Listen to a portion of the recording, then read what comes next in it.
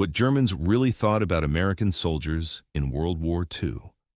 Picture this. It's early 1943. A German tank crew sits around a fire in Tunisia, laughing at the idea of fighting Americans. Shopkeepers in helmets, one of them jokes.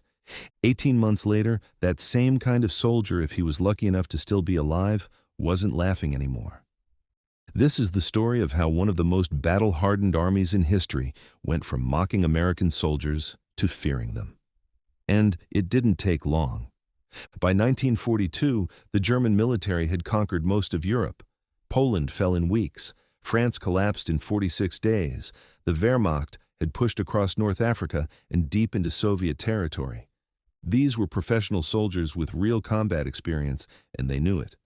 America looked like the opposite, a young country, a tiny peacetime army.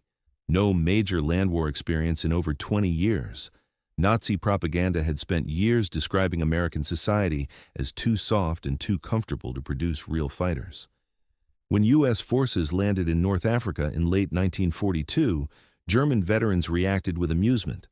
These are the Americans. How hard could it be?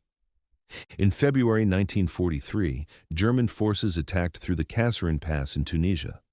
What followed seemed to confirm everything they believed. American units were out of position, communications failed. Some soldiers had barely finished training before reaching the front.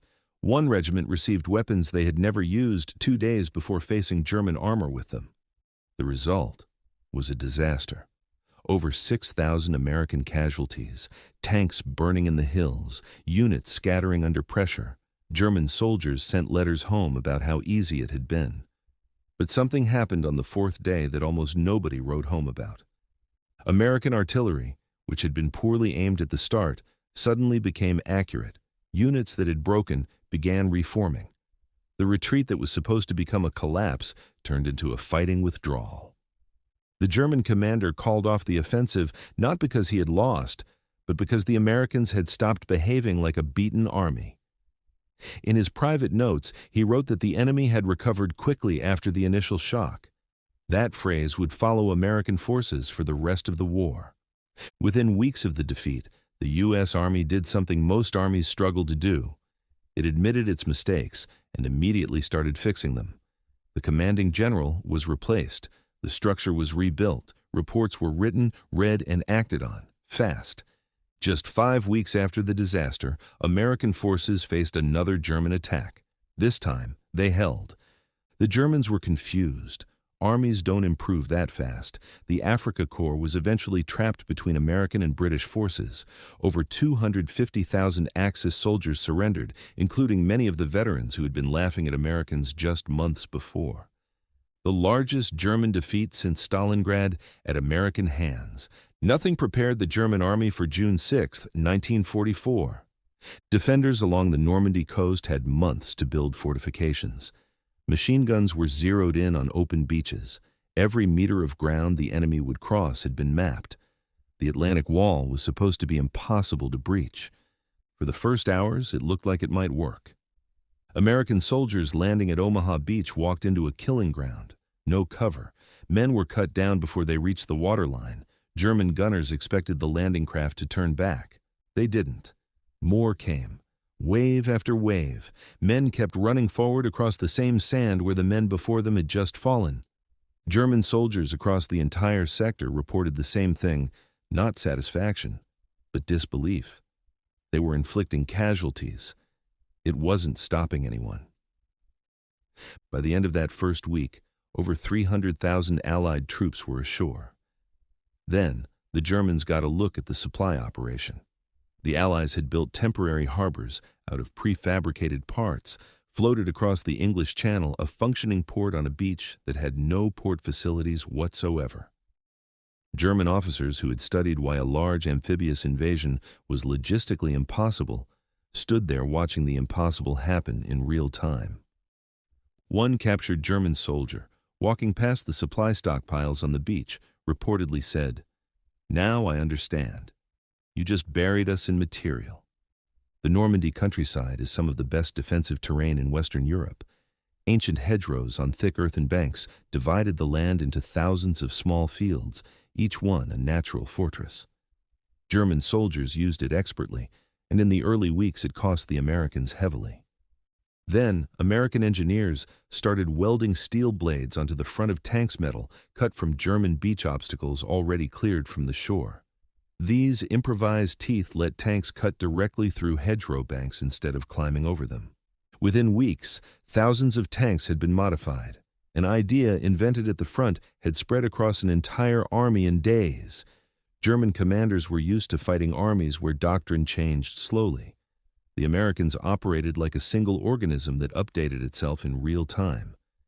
German veterans who survived Normandy had one consistent theme: the artillery. American fire direction systems could synchronize multiple batteries so all their shells arrived at a target simultaneously. No warning. No incoming sound to react to. Just silence.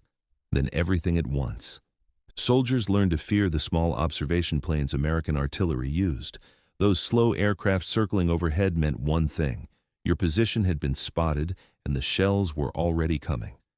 German soldiers called them among their most feared enemies, more dangerous than tanks or infantry. Add to that the fighter bombers that owned the skies and hunted anything moving on the roads behind German lines. Supplies were destroyed before they arrived. Reinforcements that should have taken hours took days. Beyond firepower, German veterans described something specific about American combat behavior. When American units got hit, they didn't just defend. They called in every weapon available and counterattacked almost immediately. The response was fast and aggressive. Before defenders could reset after one attack, another was already coming from a different direction. The tempo never dropped.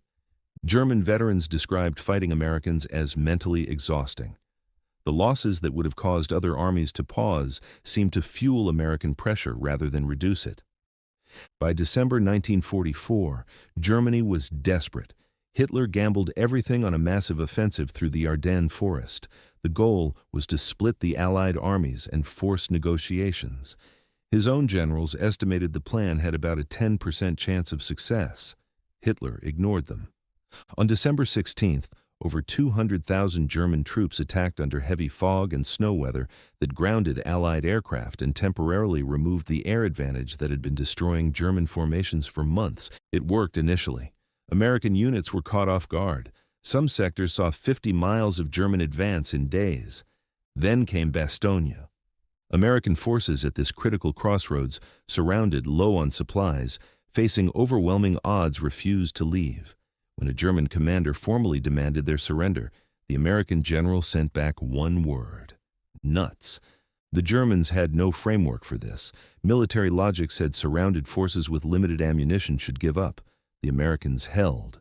And while they held, Patton's Third Army raced over 150 miles in winter conditions, fighting through German resistance the entire way to break the siege.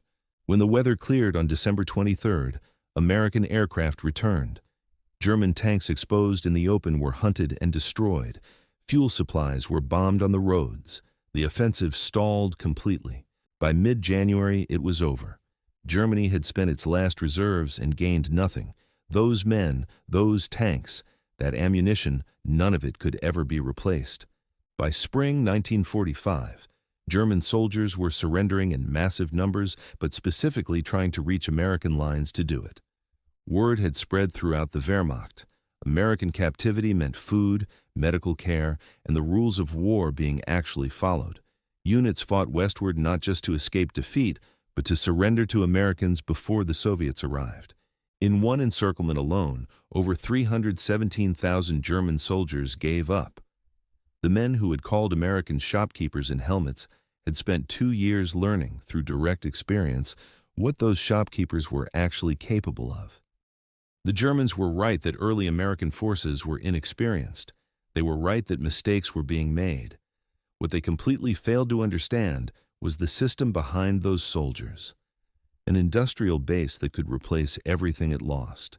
A military culture that genuinely learned from failure rather than hiding it. A national character that treated setbacks as problems to solve rather than reasons to stop. You cannot permanently defeat an enemy like that. You can only delay the inevitable. Never mistake inexperience for weakness. Never assume that an enemy who stumbles early will stumble forever. The Germans learned that lesson. They just learned it too late.